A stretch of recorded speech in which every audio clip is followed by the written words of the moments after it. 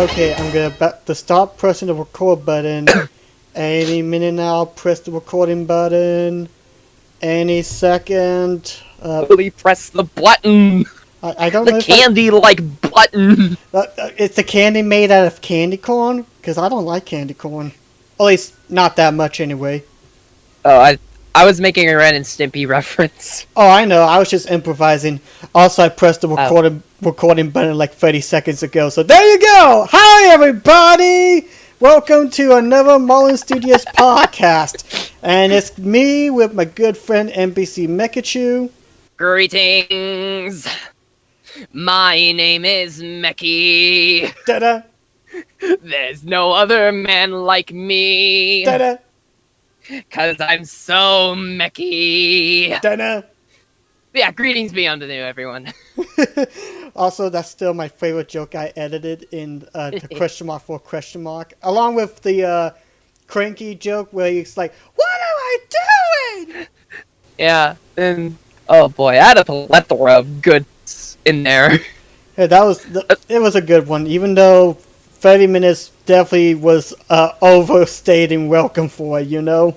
Yeah, like some of the jokes personally for me didn't really land, whether it be because of personal taste or just how long the jokes were dragged out. Yeah, I think next time we're definitely gonna try to, like when we do another collab entry saying, try to limit the jokes to like only 15 seconds long, unless it's like a song, but don't use the whole song or something, you know? I'd say maybe 30 tops for regular jokes. Probably, but we're not talking about Thomas and Friends meets. We're here to talk about other Thomas and Friends related stuff. Darn it. Although, But first, how are you doing? Doing pretty good, actually. That gives me the segue to a little story. Because I literally, at the time of recording this, I came back from visiting my mom about a couple hours ago, and we had a good time. Although, well, it was funny because she watches QVC, which is like a shopping network for those who don't know, and she was looking forward to watching this one program titled Dave's Countdown to Christmas. You know, they show like exclusive holiday items for Christmas, where it'll be decorations or trees, whatever. And so we were watching the first hour leading up to the Christmas event, and they showcase this Russell Stouffer's chocolate thing. Like, you get these 5 Russell Stouffer containers that are shaped like Santa, a gingerbread man. I don't even know what that word is. Oh, what? Russell Stouffer's? Yeah. It's a chocolate. It's a chocolate brand. Oh. It's like, has no sugar in it, rich chocolate, stuff like that. Oh, is it like the gluten-free stuff? It's not gluten-free. It's just like no sugar, like has stevia replacement sugar in it or something like that. Oh. It's for those that like who can't eat regular candy due to diabetic problems or something. But anyway, so it was a holiday gift set that had 5 tins, and each one contained like 21 pieces of chocolate. It's like, okay, fine. They showed it twice during a whole 2-hour thing. It's like, okay, that's sort of pushing it. Seems a bit weird. But Mom was fine. She's like, I don't care. I just want to see what Dave is good, because Dave always has like the best Christmas items on his program. Literally the first item that he showed as soon as they started airing was the Russell Stouffer's chocolate bundle. And she was like, what? And she's like, fine, you know, it's cute and all, but we got a whole 2 hours, so maybe they'll show more. And he talked about the Russell Stouffer's chocolate bundle for literally, I'm not kidding, 28 minutes straight. It's like, what are you doing that for, Mom? I think somebody was on a fix.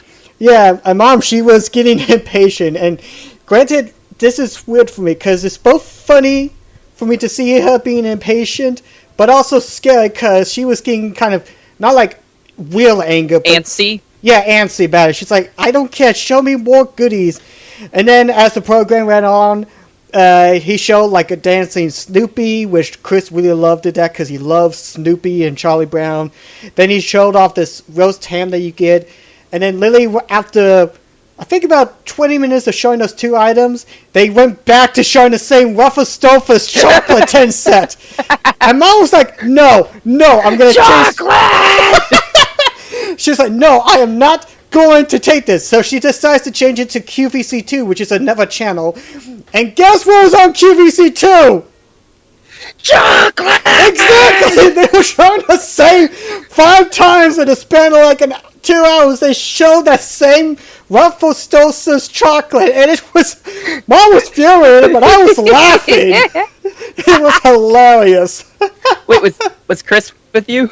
Yes, Chris said he was laughing as well, but just... Oh boy. But that was funny. I mean, I felt bad for Mom, because she was hoping to find some cool Christmas decorations to decorate her house, but unfortunately, they just did that. In fact, my mom, she just loves Christmas. In fact, she used to, like, years ago when me and Chris was little, she actually used to own a Christmas shop with a friend of hers, and actually used to go around different banks in our hometown and decorate the trees for those banks. Okay, in regards to the shopping thing, like, your mom and my mom are, like, polar opposites. Like, my mom hates shopping just because of the upbringing. Oh, right, I understand. What about, like, decorating and such? Oh, yeah, she's definitely down for that. Yeah, so, I mean, like, she'll be... I think they'll get along fine, like, decorating trees and such. It's just fun. Also, I know some people are like, wait, it's September. It's like, I don't care. We like Christmas. But we're not like those nutty buddies that force it down your throat. So it's like, you can... Okay, like, while we're on the topic of, like, we're talking about Christmas in September. They have been putting out Halloween stuff since late August. Your argument is invalid. Actually, for us, it was somewhere around, like... Okay, granted, it's not really Halloween, but it is, like, harvest, fall stuff in mid-July. Yeah. And I should know, because I stocked it. So, yeah. Yeah, because you're an employee to the yellow star icon. You could say Walmart, it's fine. I wanted to be fancy. Yep, fancy. Actually, you know what I wish they would do? It's fancy talk!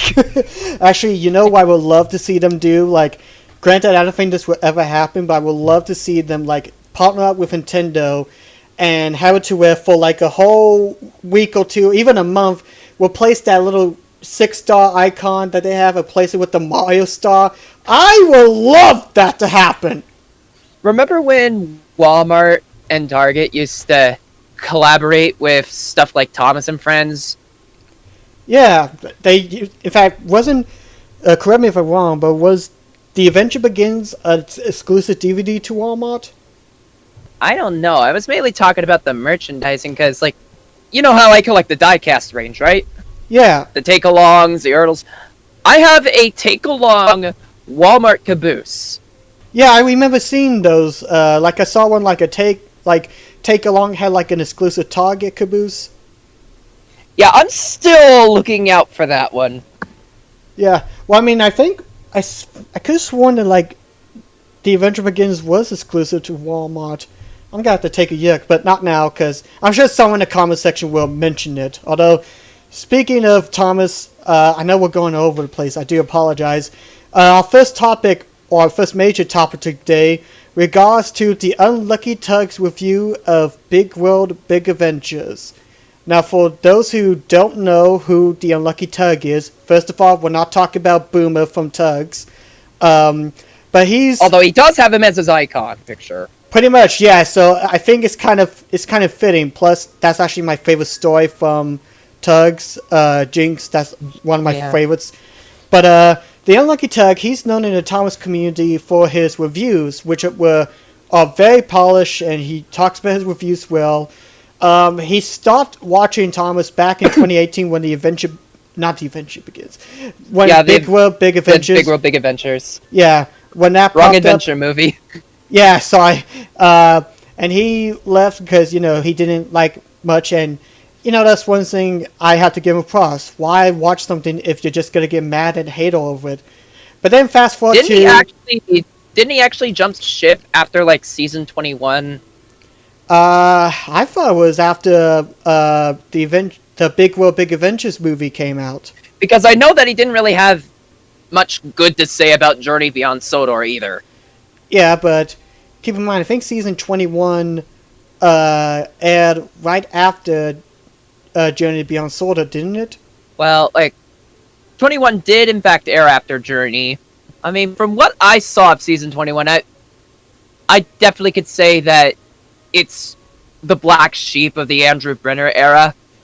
Yeah. But personally, I see it as a nice and cuddly one, nonetheless. Yeah. I mean, sure, there's some episodes that could have been handled differently, like New Crane or Dark. I can't watch that episode just because it is too much stuff going on for me. But regardless, back to the Unlucky Tug. He came back to the fandom, I think, was it early this year or was it late last year that he came back? I think it was somewhere in the middle of this year, because I remember him talking about Thomas and the Royal Engine on his Twitter account. Yeah, where he made like custom models of like the Thomas and his friends realistically, which looked very nice, I have to say. And then about 2 weeks later, about 2 weeks by the time we were recording this podcast, he released a full review on why Brubba, as he called it, which sounds ridiculous, but whatever, saying how much he hated it. Yeah, like he mentioned some good stuff, but only like 10% of it was good from what he said, like in a little graph he showed. And then he proceeds on to talk about stuff he didn't like it, about why Nia and Rebecca were bad characters, about I thought you were going to mention that, because you actually like Rebecca.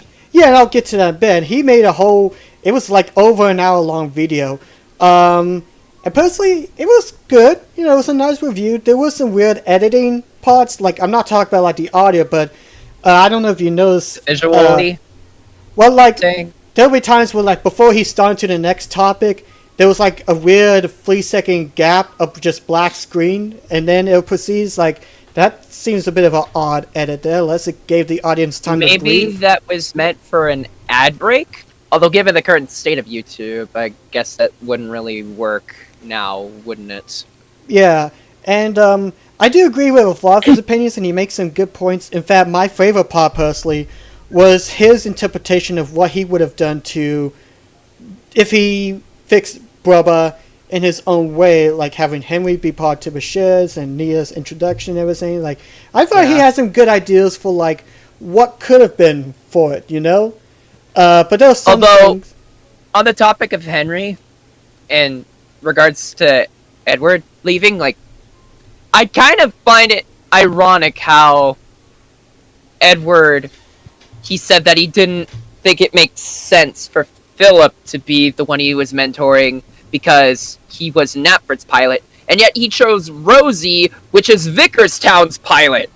Kind of weird once you really think about it.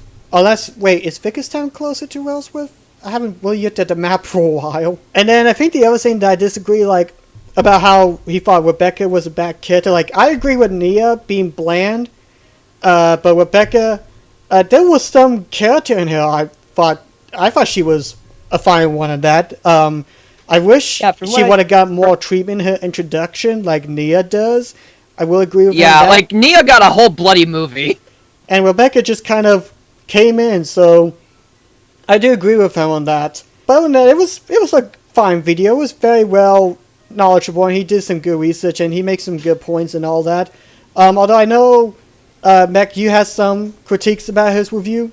Well, it's mainly just due to the fact that, like, it goes far beyond the whole review itself, but mainly just the fact that back in 2017, I ended up seeing his review of Journey Beyond Thorodor, and quite frankly, I didn't really care that much for it, like, mainly because of the fact that, like, in that video, there was a scene where Philip shows up, he says, "Oh, Philip," or something like that, and then proceeds to fade to black, and you hear a gunshot.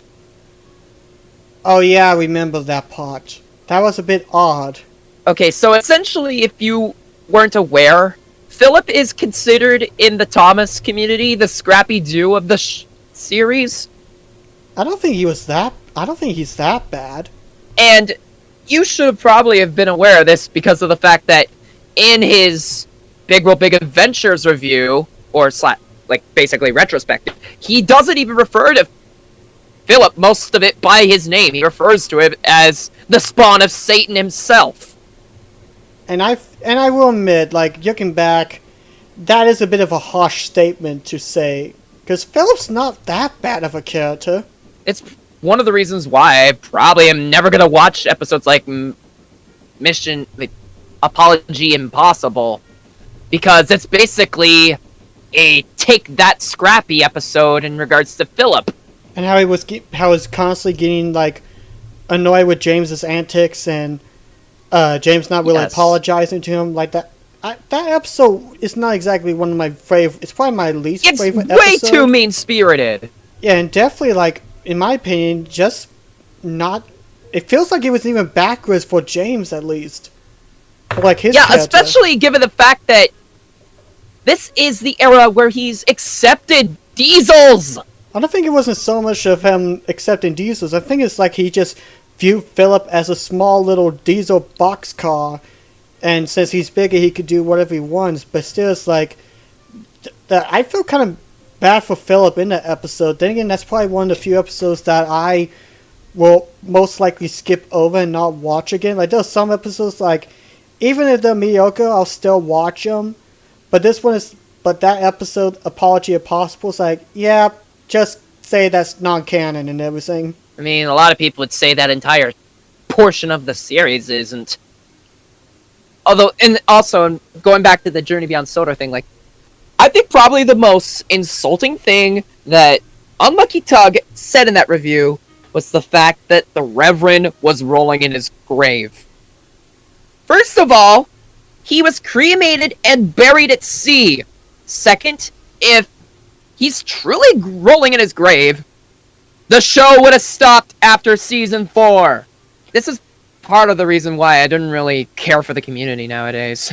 Because they have some very harsh comments. Like, I still remember... I can't remember how it went. This was years ago, back in 2017. But someone made a comparison with the models of Dryden Manor to, like, where someone got hurt in the theme park of Dryden Manor, and they compared it to the state of models. Like, whoa, those are two totally different things. Like, I can't remember exactly. Like, I can't remember how they stated, but it really infuriated me. In fact, that's part of the reason why I made that one vlog I did years ago. The problem with the Thomas fan base is how they're being so. I thought that one was pretty good. Yeah, it's like people are getting so insecure and angry and making such harsh statements over an anthropomorphic choo-choo train. Yeah, just the fact that, like, I wasn't kidding when I sent to you in the private messaging the fact that a lot of your reviews of the stuff post The Great Race felt like a breath of fresh air compared to what everything else was being spouted out in the community. Well, I mean, I have my faults with the show. There's some things I don't like and some things I wish they did better, but at the same time, no, there's some people who had positive experiences with Big World, Big Adventures that actually do enjoy some of the stuff.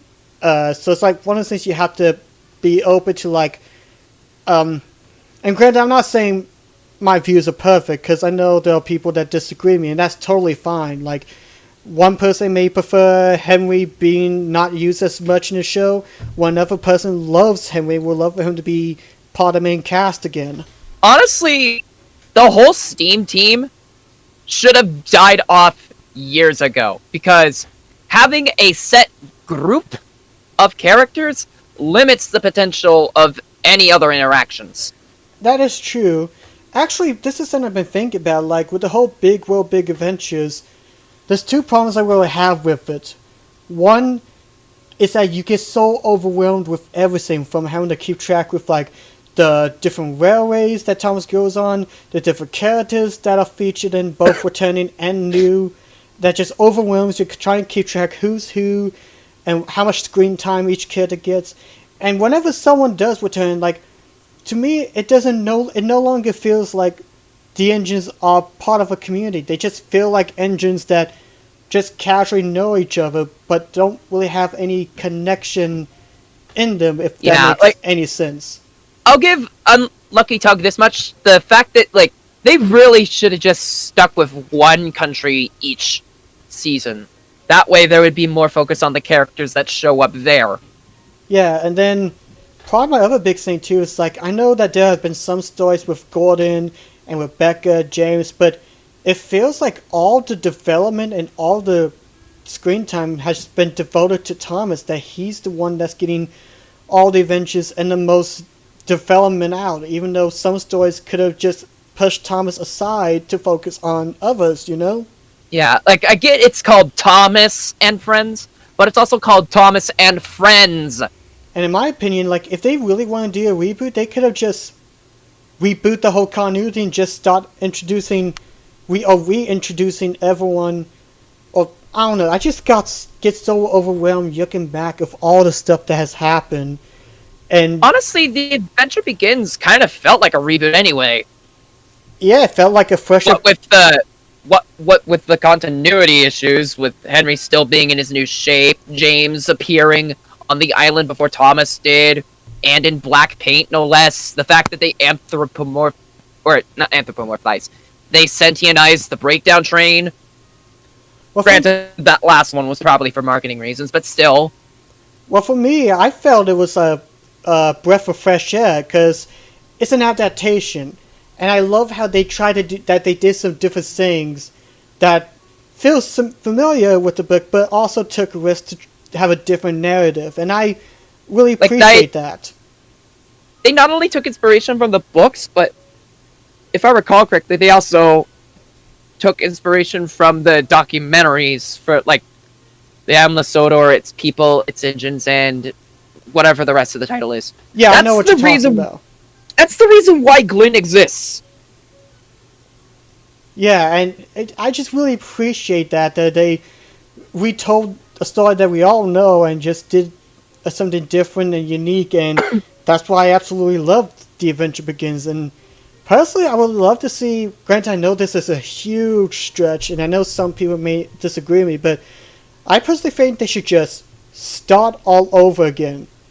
Like, go back to the basics, having a limited cast, and going back to just refocusing on what made Thomas so good and how they can improve upon it. And keep it simple. Don't force characters out all over the place. Like, take time to introduce, like, maybe have 5 new characters introduced each season. I know that seems like a low number, but something that can help refreshen it. Or they could do what they did in Season 8 and not introduce any characters at all and help to flesh out the ones that they had introduced prior to that. I know some people consider Season 8 the beginning of the downward spiral, but I personally love Season 8. But then again, I have a bit of an emotional attachment to Season 8. Yeah, I have an emotional attachment to the Hit Era stuff too. Oh boy. That should be a whole nother podcast in its own, probably, I bet. Yeah, that's for another day. But that's for another day, another time, and another channel. I mean, the same channel. We're still on the same channel. Don't switch that dial. Put that remote down, or mouse, or finger, whatever you use. Don't change the channel. Don't touch that screen. Poke. Oh no! We're switching to QVC and it's showing Russell Stover chocolate tins. Oh boy! I still get a kick out of that. But anything else you want to add on to Unlucky Tug before we switch topics? Well, not necessarily the Unlucky Tug bit, but like more so the community itself. There's one thing I wanted to mention also in regards to the fact that we were mentioning some opinions that were considered harsh. There was this video that I saw back in the day that was talking about Big Adventures that was done by a person by the name of James A. Williams. There was 2 scenes that really ended up messing with me. There was the scene where he pretty much commentated over the scene where Carly ends up lifting Sir Top Map up into the ship. And he basically said that Carly should have been scrapped for doing such a thing. You know that's basically the equivalent of a death sentence in that universe, right? Yeah, I mean, granted, I don't like that scene either, but at the same time, I wouldn't wish Carly on death's door, no. He basically ended up describing that with Thomas as well, the moment that he arrived back home. Actually, was that the one video you mentioned that was almost like an hour-long review as well? Yeah. And he ended up talking about, like, at the very end, he was like, I should have done what Unlucky Tug did and just left the fandom while I still had the chance. That's just something I've had pent up in my being for a couple of years now. It's alright. Granted, I haven't seen that video, but I know that I've seen the thumbnail recommended a couple times with the top of head yucking, like, that one Star Trek character just face palming. So it's like, oh, I know what his opinions are in that review just by yucking at the thumbnail alone. Pretty much the only two videos that I could recall watching that I actually liked the review was your video, because you weren't at all angry about the subject material. You took it with a really calm approach instead of acting all bitchy. And then Henry 1, Edward 2, Thomas 1, Edward 2, Henry 3's review of Big World Big Adventures. I'll have to take a look at that one. Well, there's not really much to look at. It's audio-based. Like, there's no visuals to go off of. Oh, so it's like an audio podcast, almost. Sort of. It's really off the cuff, though. Oh, so it's like extreme censorship or something?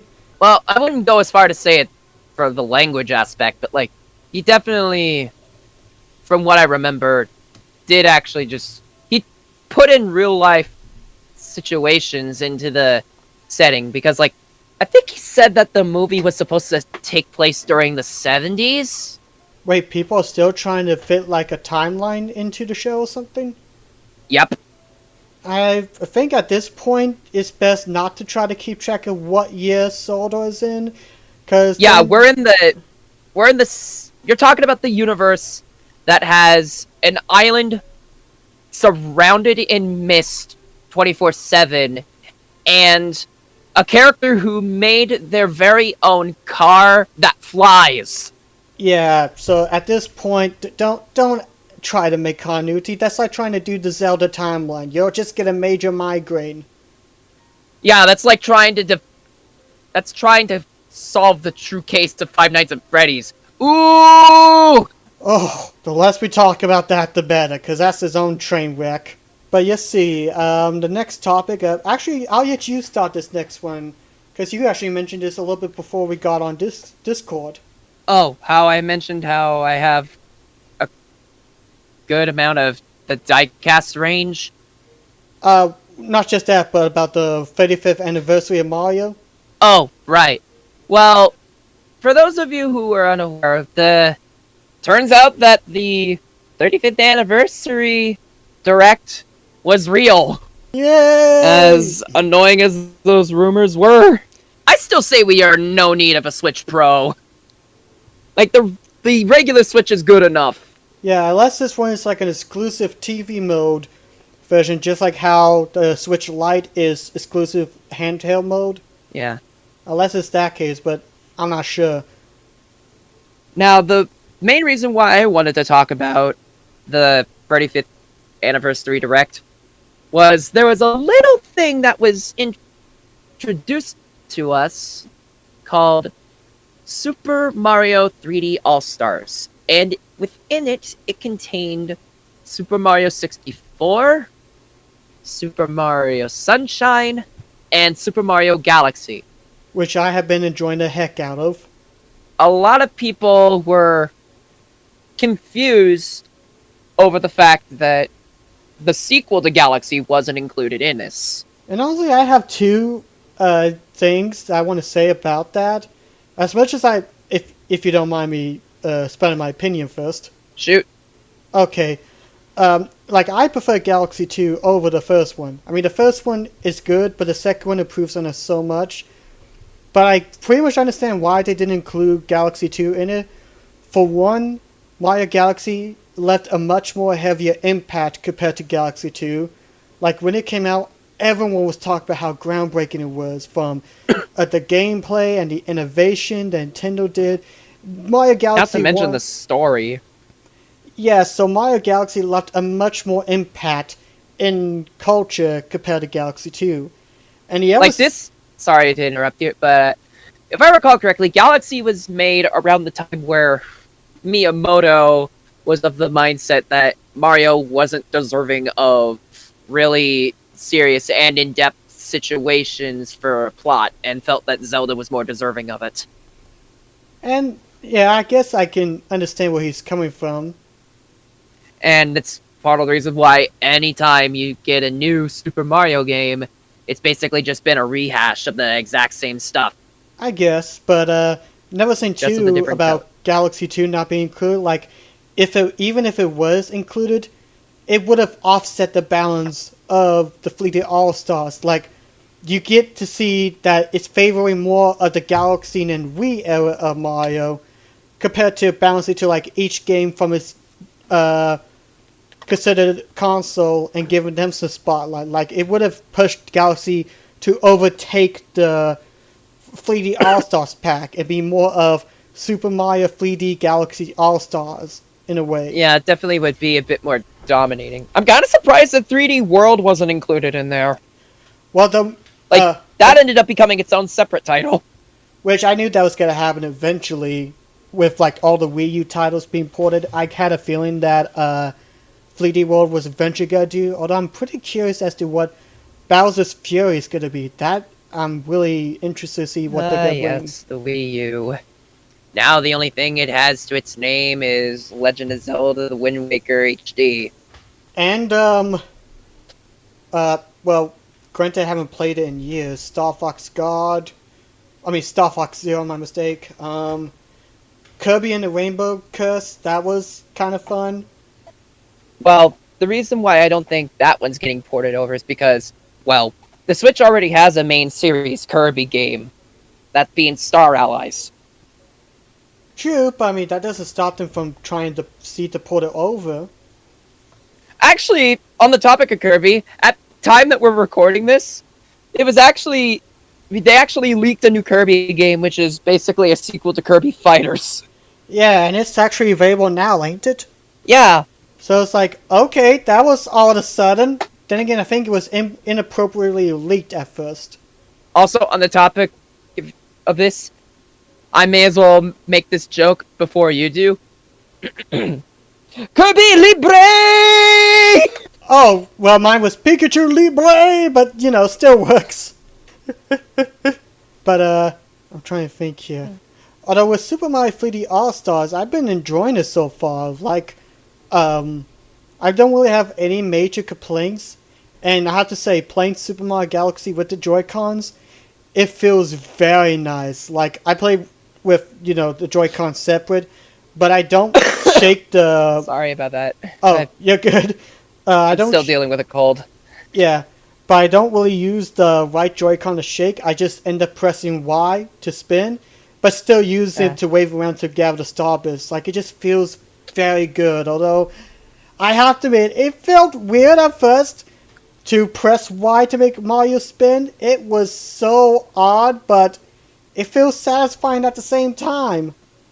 I can think of at least one complaint that you might have. And it actually segues into my other thing that was touched upon. What's Other that? than the... As confused as people were about the exclusion of Galaxy 2, more people were even more so confused by the fact that it was a limited run. The physical copy, I can understand. Physical and digital. Yeah, well, like, let me explain. Like, physical, I can understand, because they've done that before with the 25th anniversary of Super Mario on the Wii.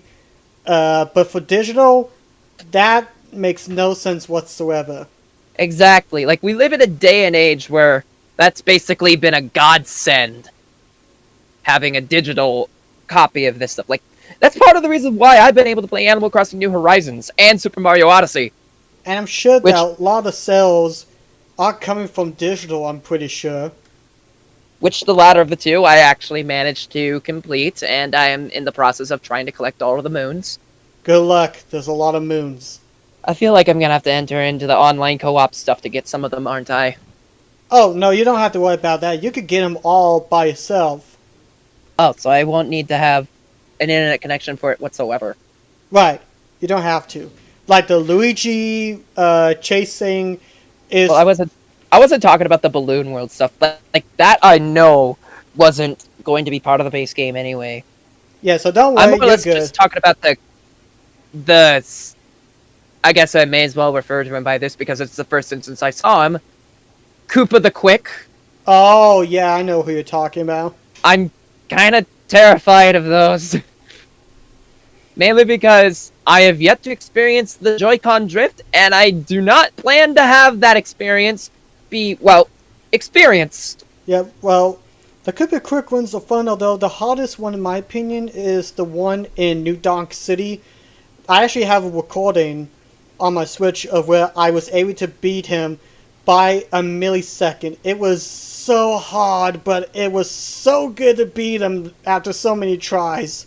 I don't know why, this might just be a me thing, but one of the things I've been really keen about, for who knows why, jumping on the NPC's heads.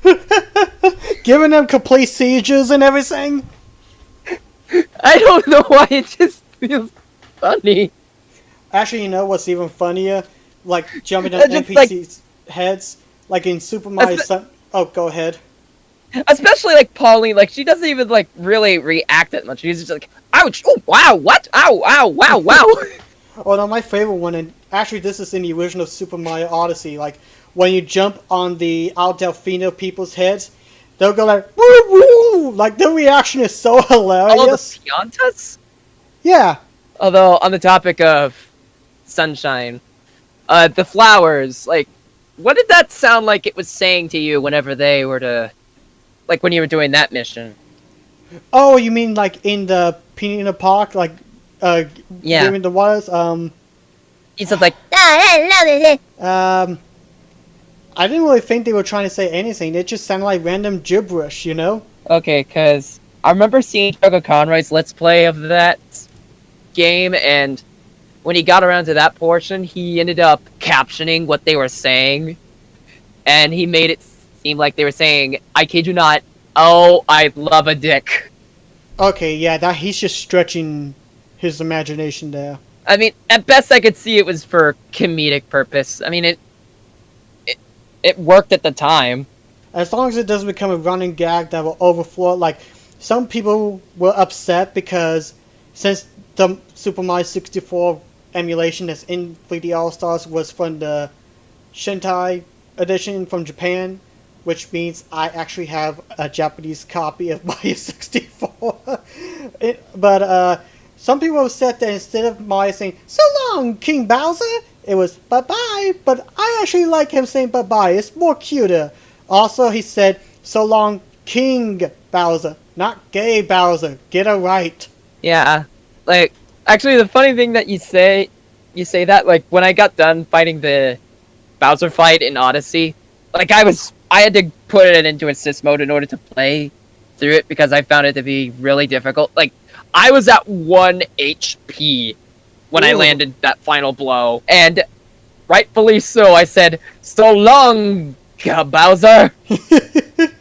It's like, "So long, fool!" Oh boy. Yeah. Like, yeah, other than that, I'm actually really happy with the 3D All-Stars, and it's definitely going to be my preferred way to play, like, Super Mario Galaxy and Sunshine. Although Super Mario 64 probably will be, but I guess it's just like, it kind of felt weird at first playing with the Joy-Cons because I've been so used to like the N64 controls for such a long time. I guess it all depends on whether or not if you want to feel nostalgic. Yeah, probably. Although I have to say, out of all the 3 games, Super Mario Sunshine, like in terms of graphical upgrading, looks amazing on 3D All-Stars. I mean, it just looks, the colors just pops out all over the game. It looks wonderful. Actually, why hasn't there been a Switch equivalent for the Nintendo 64 controller? Well, sorry, I was lost in my own train of thought. Oh, you're fine. Although, I guess maybe because it'd be a bit confusing for newer players to understand, like, what the crap is this? I mean, like, they got it made for the Famicom and the GameCube, so it shouldn't be too far-fetched. And you just want to play so you can experience the new Pokemon Snap game in HD with the controller, don't you? Actually, I've never played the original Snap. We've never had a Nintendo 64 in the house. Oh, the oldest game I can recall playing, embarrassingly enough, was Barney the Dinosaur on the Sega Genesis. You know, the one that literally plays the game for you. Oh, I think I know what you're talking about. I know that Space Hamster did a video on it not too long ago. Oh dear. What has Space Hamster done? Dang it, I don't really watch any Space Hamster. I guess for our final topic for today, I guess we should talk about our Thomas collections a bit, because... merchandising! Get it right here! Well, here, I'll let you start that. I'll let you start with your little collection, talk about your diecast models. Okay, so... for me, I believe I've been collecting since 2004. And this was when Take-Along started out, right? Yes. I, in fact, still have my original Take-Along Percy, Thomas, and James, albeit without his tender. Hey, James is doing what Thomas suggested to Gordon years ago. Scrap your tender and become a nice tank engine. Although that wasn't really by his own merit. It was mainly just because of the fact that it got lost in between moves because of how much frog jumping we had to be doing. But yeah, it's just the fact that I've definitely come a long way with my collection. Like I even have like a piece of rolling stock from that, like, okay, you know that one brand of Thomas and Friends that only lasted a year, that acted as a bit of a hybrid of Wooden Railway and Take-Along? Like, Wooden Railway with the scale, but Take-Along with the smart magnets. That kind of felt like a little knockoff brand almost. Yeah, I actually have a soap tanker. A soap tanker? I think I actually had the Thomas of that brand, but I can't remember exactly. You think that brand was kind of a precursor to what Mattel would have done with Take and Play? Except in the reverse order?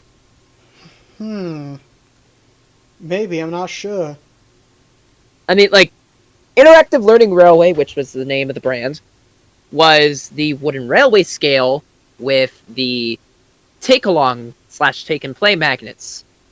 And then starting with 2014 through 2016, it was the Take and Play scale with the Wooden Railway magnets, right down to how they connected.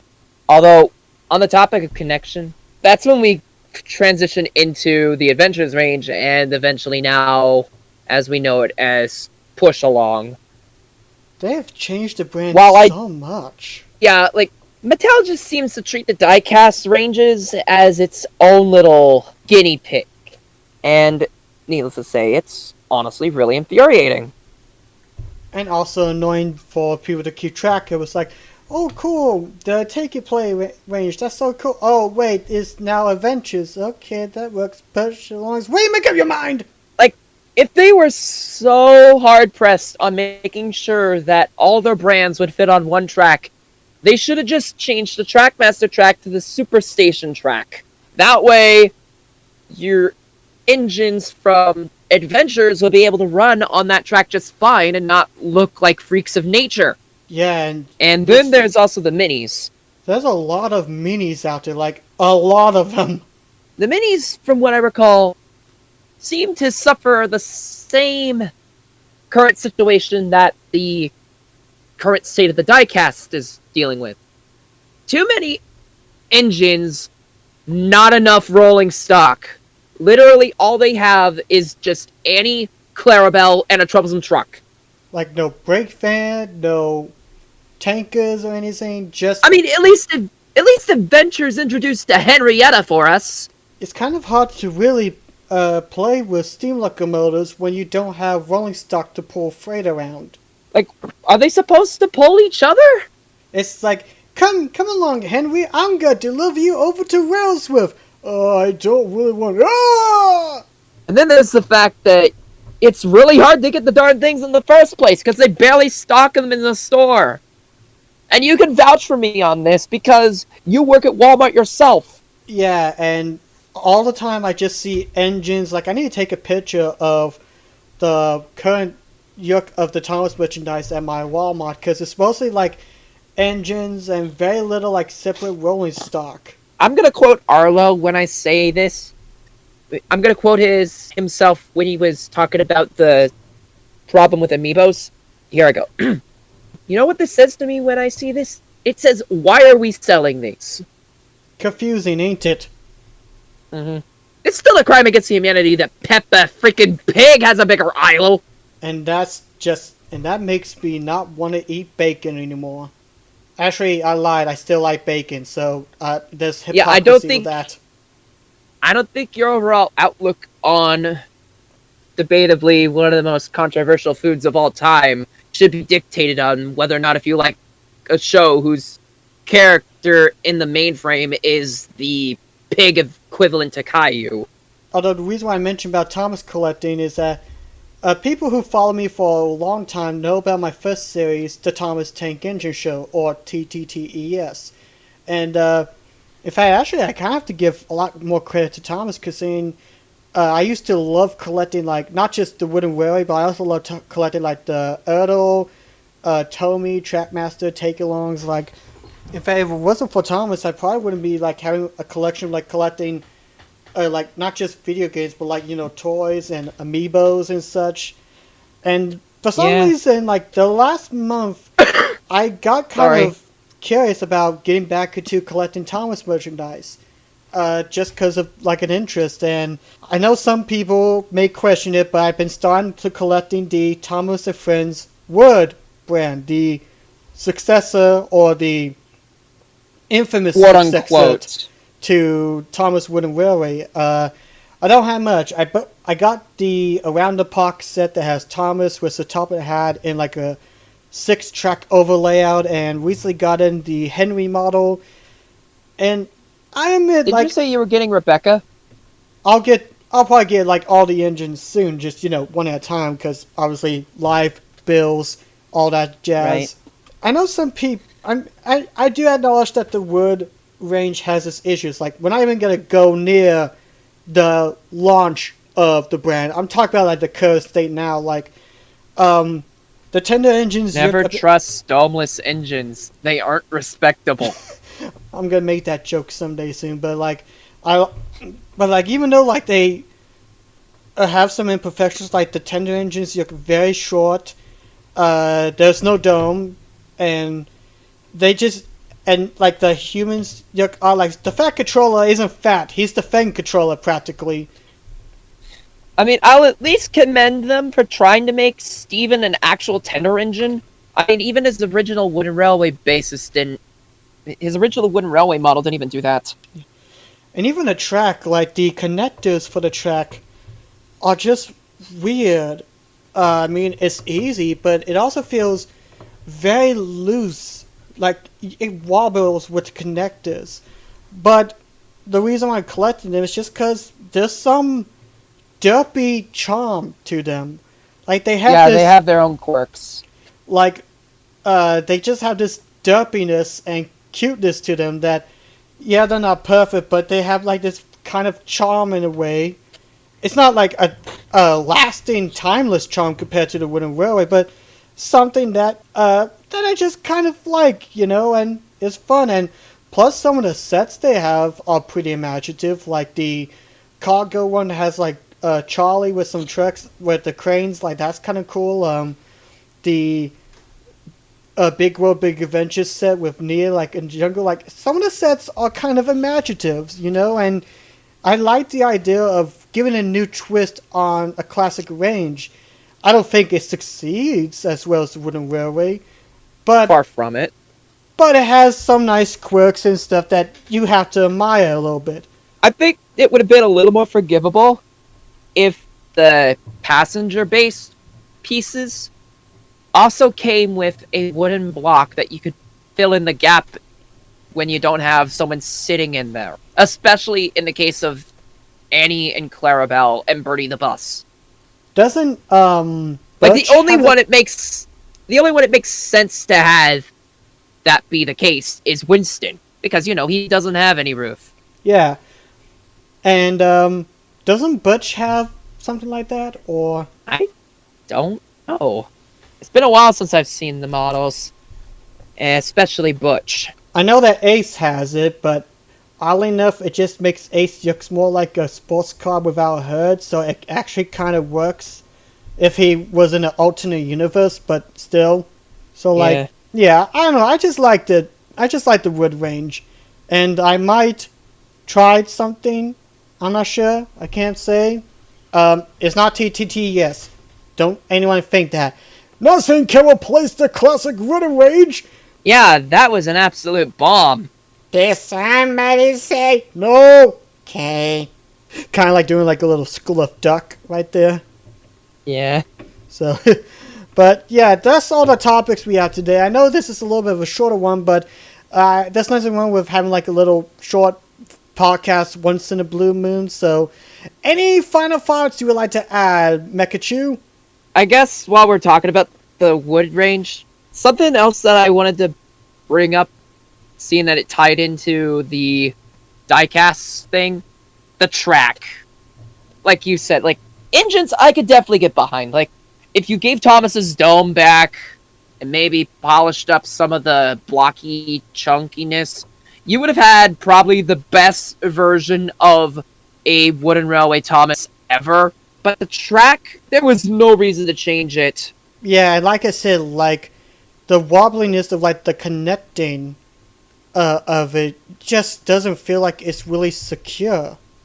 Yeah, from what you showed me in a call last week, with what you demonstrated, like, the track looks so loose. Like, it looks like a really poor discount. Like, it looks like something that is on par in equivalency to a really cheap dollar store puzzle.